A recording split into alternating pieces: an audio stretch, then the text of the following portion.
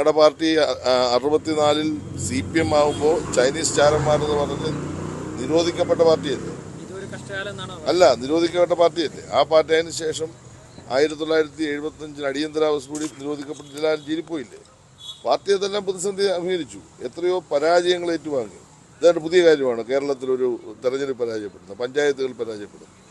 പരാജയവും അല്ലെ വിജയവും അല്ലല്ലോ CPM-ന്റെ അടിസ്ഥാനം. CPM-ന്റെ അടിസ്ഥാന ആശയങ്ങളാണ്, നിലപാടുകളാണ്.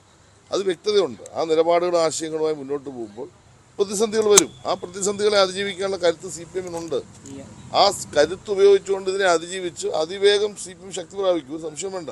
നിങ്ങൾ ഉദ്ദേശിക്കുന്ന പാർലമെന്റ് തെരഞ്ഞെടുപ്പിൽ ഒരു പരാജയം വന്നപ്പോൾ കേരളത്തിൽ CPM ഒലിച്ചുപോയി എന്നൊന്നും നിങ്ങൾ കാണണ്ട. CPM-ന്റെ അടിത്തറയിൽ ഒരു പോറലുണ്ടാക്കാൻ ഒരാൾക്ക് കഴിയില്ല. അത്രമാത്രം സുശക്തമായ സംഘടനാ സംവിധാനമുള്ള ഒരു പാർട്ടിയാണ് കേരളത്തിലെ CPM.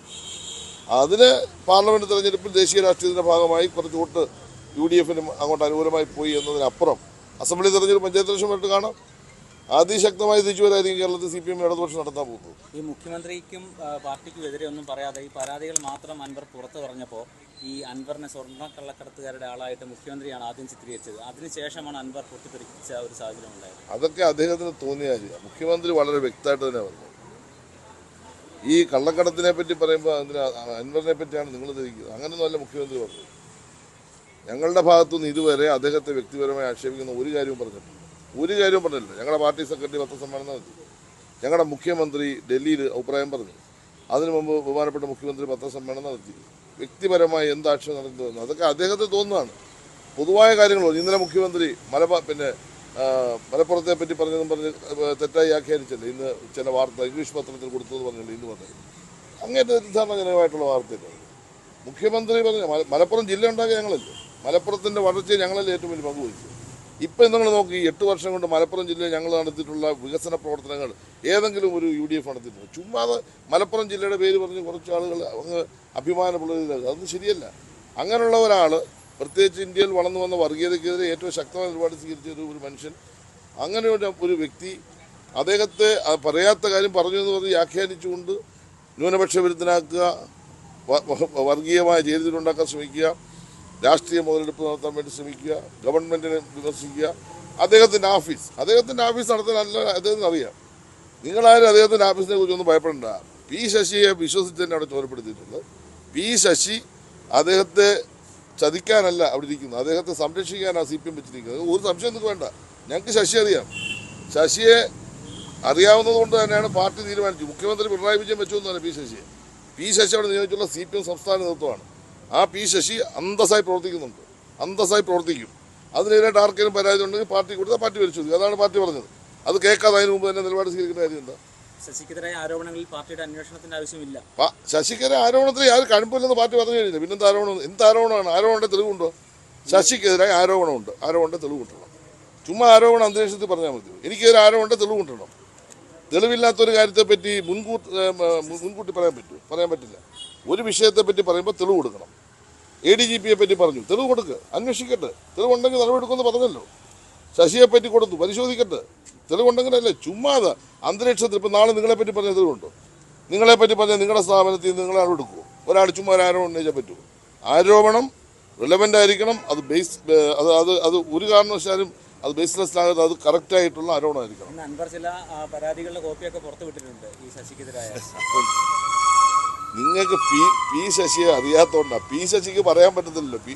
അതാണൊരു പ്രശ്നം. ഇത് ഏകപക്ഷീയ ഗോളായി അടിക്കുന്നത്. പി ശശി ഒരു പാർട്ടിയുടെ പ്രതിനിധി മാത്രമല്ല, ഗവൺമെൻറ്റിൻ്റെ ഭാഗമായി മുഖ്യമന്ത്രി ഓഫീസിൽ ഇരിക്കുന്നതുകൊണ്ടാണ്. പി ശശി കേരളത്തിലെ SFIയുടെ സംസ്ഥാന സെക്രട്ടറി ആയിരുന്നു. പി ശശി കേരളത്തിലെ വിദ്യാർത്ഥി പ്രസ്ഥാനം കെട്ടിപ്പടുത്ത ആളാണ്. ആ പി ശശിക്ക് ഒന്നും പറയാൻ പറ്റുന്നില്ല. പറയാൻ പറ്റാത്ത ഒരു പോസ്റ്റ് ഇരിക്കുന്നുണ്ട്. അങ്ങനെ പറയാൻ അറിയാൻ വയ്യാത്തൊന്നും ആളൊന്നുമല്ല പി ശശി. പി ശശിയെ പറ്റി പാർട്ടിക്ക് വിശ്വാസമുണ്ടെന്ന്, അതാണ് ഞങ്ങൾ ഏൽപ്പിച്ചിരിക്കുന്നത്. ഞങ്ങൾക്ക് പി ശശിയെ ഞാൻ ചോദിക്കട്ടെ, പി ശശി ഇന്ന് വരെ CPM-നെ ചതിച്ചിട്ടുണ്ടോ? എൻ്റെ ക്വസ്റ്റ്യൻ അതാണ്.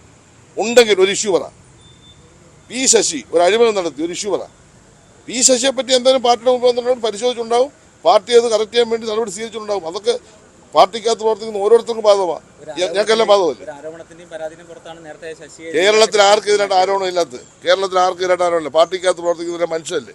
UDF പ്രവർത്തിക്കുന്ന എത്രയോ പേര് ആരോപണ വിധേയരായിട്ട് ഇപ്പോൾ ഈ കേരളത്തിൽ സുഖമായിട്ട് നടക്കുക. ആരോപണ വിധേയരാണോ? ആരോപണത്തിന് വിധേയരായി നടപടി സ്വീകരിച്ച് ജയിൽവാസം അനുഭവിച്ചവരുൾപ്പെടെ ഇപ്പോൾ കേരളത്തിൽ നടക്കരുത്. നിങ്ങൾക്ക് അവരെ പറ്റി ഒന്നും ഒരു വിമർശനമില്ല. നിങ്ങൾ രാവിലെ ഓരോ മാധ്യമങ്ങൾ എടുത്തു കഴിഞ്ഞാൽ എല്ലാ CPM-ൻ്റെ ഏതെല്ലാം പിന്നെ ലോക്കൽ കമ്മിറ്റിക്കാരുണ്ട്, ബ്രാഞ്ചുകാരുണ്ട്. ഈ പാവങ്ങളുടെയൊക്കെ പുറകെ ഇങ്ങനെ നടക്കുന്നില്ല. ഏത് പാർട്ടിയിലും ഏത് പ്രസ്ഥാനത്തിലും ഏത് സമുദായ സംഘടനയിലും ഏത് സ്ഥലത്തും കുറ്റങ്ങൾ അല്ലെ കുറവുകളുള്ള മനുഷ്യരുണ്ട്. അവരെപ്പറ്റി ഒരു ആക്ഷേപം വന്നാൽ അത് പരിശോധിക്കും. ഞാൻ ചോദിക്കട്ടെ, കേരളത്തിൽ CPM-ൻ്റെ വന്ന് ഏതെങ്കിലും ഒരു ആക്ഷേപം പരിശോധിക്കാതിട്ടുണ്ടോ? തെറ്റ് കാണിച്ച് ഒരാളിനെ ഞങ്ങൾ സംരക്ഷിച്ചിട്ടുണ്ടോ? പറ. ഇന്നിവിടുത്തെ UDF-നോ BJP-ക്കോ ഇങ്ങനെ പറയാൻ ധൈര്യമുണ്ടോ? തെറ്റ് കാണിച്ച് ഒരാളിനെ പ്രൊട്ടക്ട് ചെയ്തില്ല. അതുകൊണ്ടാണ് CPM-നെ ജനങ്ങൾക്ക് വിശ്വാസം. അതുകൊണ്ടാണ് അൻവർ ഉൾപ്പെടെ CPM-ന് പരാതി തന്നിരിക്കുന്നത്. ചുമ്മാ ഒന്നും പറയാനില്ല. പാർട്ടി വിശ്വാസം ഉണ്ടായിരുന്നു. ഒരു ഘട്ടം കഴിഞ്ഞപ്പോൾ അദ്ദേഹം തിരിഞ്ഞുപോയി. അത് അദ്ദേഹത്തിന് പറ്റിയുള്ള താല്പര്യങ്ങൾ കാണുമായിരിക്കാം. പക്ഷേ ഇവിടെ എന്താ പ്രശ്നം? നിങ്ങൾ ഈ പറയുന്ന ആരോപണ വിധേയനായി എന്ന് മുദ്ര കുത്തിയ ഒരാളിനെ ക്രൂശി കയറ്റുക. നാളെ അദ്ദേഹത്തിന് മേൽ ഉന്നയിച്ച ആരോപണത്തിന് അടിസ്ഥാനം എന്ത് ചെയ്യും? തിരുത്തി പറയാൻ പറ്റുമോ? അല്ലെ അദ്ദേഹത്തിന് ശവമോക്ഷം കൊടുക്കുമോ? അതെല്ലാം ആരും പറഞ്ഞല്ലോ. മുഖ്യമന്ത്രി ക്ലിയറായി പറഞ്ഞല്ലോ. ഉള്ള പരാതികൾ അന്വേഷിക്കാൻ അദ്ദേഹം കുറ്റക്കാരനാണ്, വരട്ടെന്നേ. കുറ്റം ചെയ്തില്ലെങ്കിൽ നടപടിയില്ല, കുറ്റം ചെയ്താൽ നടപടി ഉണ്ടാവും. ഇത്രയുള്ള കാര്യം. എന്തിന് സ്ഥാനത്തു നിന്ന് മാറ്റണം? നിങ്ങൾ ഈ പറഞ്ഞത് എന്ത് സ്ഥാനത്തു നിന്ന് മാറ്റാനാ? എന്നെ പറ്റി ഒരു ആക്ഷേപം വന്ന ഉടനെ എടുത്ത് മാറ്റി ചെന്ന് അന്വേഷണം. പിന്നെ RSS നേതാവിന് അയാൾ വ്യക്തിയെ കണ്ട് ഞങ്ങളത് പാർട്ടി എന്ത് വേണം? അതിന് വ്യക്തികളെ RSS നേതാവിനെ കാണാൻ അവകാശമില്ല. എന്താണ് RSS ഉദ്യോഗസ്ഥന്മാർക്കിടെ പ്രവർത്തിക്കാൻ തീരുമാനിച്ചല്ലോ? നിങ്ങൾ എന്തെങ്കിലും പറഞ്ഞോ? ഇന്ത്യ ഗവൺമെൻറ് ഇപ്പോൾ തീരുമാനിച്ചു RSS-നകത്ത് ഇന്ത്യയിലെ എല്ലാ ഉദ്യോഗസ്ഥന്മാർക്കും പ്രവർത്തിക്കുക. നിങ്ങളെല്ലാം പറഞ്ഞോ? RSS നേതാവിന് ഒരു പോലീസ് ഉദ്യോഗസ്ഥൻ കണ്ടു കാണാൻ അയാളുടെ വ്യക്തിയുടെ കാര്യമായിരിക്കും.